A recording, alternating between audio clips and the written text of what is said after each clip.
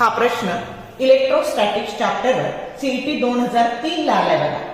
If the distance between the parallel plate is hard and the dielectric constant is doubled, then its capacity will option A increase by 16 times, B increase by 4 times, C increase by 2 times and D remains the same.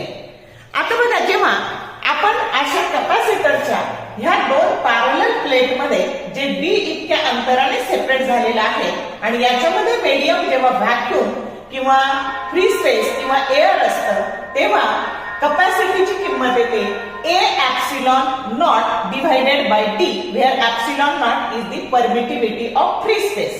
मग ही तेव्हा capacity झाली. आता याच्यामध्ये आपण dielectric constant म्हणजे dielectric ठेवला आणि हे जे डिस्टन्स आहे हे डिस्टन्स डबल जे हार्ड झालंय, हाफ झालंय आणि पूर्वी मीडियमचा डायइलेक्ट्रिक कॉन्स्टंट 1 होता तर तो आता डबल झालाय म्हणजे 2 झालाय. मग आता याच्यात त्यावेळची याची कॅपॅसिटी असते C बरोबर A epsilon naught K by D. मग आता या K ची किंमत 2 टाकली, डिस्टन्स D by 2 टाकलं तर डिनॉमिनेटरचा डिनॉमिनेटर हा न्यूमरेटर होतो नेहमी म्हणजे A epsilon naught divided by D multiplied by 4.